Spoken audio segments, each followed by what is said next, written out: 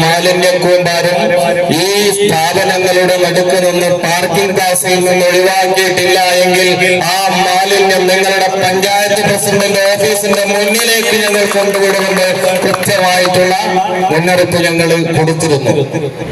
സ്വാഗത പ്രാസംഗികനും അധ്യക്ഷനും സൂചിപ്പിച്ചതുപോലെ വളരെ തന്ത്രപ്രധാനമായിട്ടുള്ള സർക്കാർ സ്ഥാപനങ്ങളും വിദ്യാഭ്യാസ സ്ഥാപനങ്ങളുമെല്ലാം ഉൾപ്പെടുന്ന ഒരു പ്രദേശത്തിന്റെ ഒരു മധ്യഭാഗത്ത്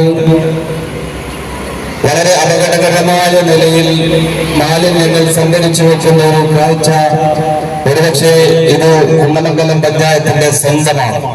ഞങ്ങൾ മുന്നറിയിപ്പ് കൊടുക്കാൻ മാത്രം പഠിച്ചവരല്ല, ഞങ്ങൾക്ക് സാധിക്കുന്നത് ഞങ്ങളത് പറയൂ, അത് കുന്നമംഗലത്തിന്റെ മണ്ണിൽ ഞങ്ങളത് ചെയ്തിരിക്കും എന്നുള്ള നിലയിൽ തന്നെയാണ് ഞങ്ങളെ മുന്നറിയിപ്പ് കൊടുത്തിട്ടുള്ളത്.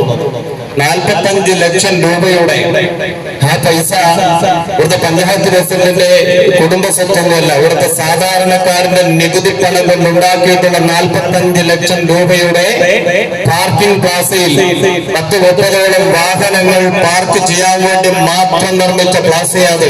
കുന്നമംഗലം ടൗണിന്റെ ഏതെങ്കിലും ഒരു ഭാഗത്ത് ഒരു ഇരുചക്ര വാഹനം വന്ന് ഒരല്പസമയത്തേക്ക് നിർത്തിപ്പോയാൽ തിരിച്ചു വരുമ്പോഴത്തേക്ക് ട്രാഫിക് സംവിധാനത്തിന്റെ സ്റ്റിക്കർ കാണാം, അവർക്കെതിരെ ഫൈൻ അടക്കേണ്ട അവസ്ഥയാണ്.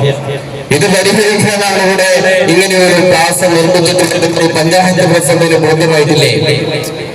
ബഹുനികൾ നമ്മുടെ ബഹുമാന്യനായിട്ടുള്ള സംസ്ഥാനത്തിന്റെ മുഖ്യമന്ത്രി 2024 ഒക്ടോബർ മാസം 2-ാം തീയതി ചരിത്രപരമായിട്ടുള്ള ഒരു പ്രഖ്യാപനം കേരളത്തിൽ നടത്തിയിട്ടുണ്ട്. കൊട്ടാരക്കര LIC കോമ്പൗണ്ടിൽ വെച്ച്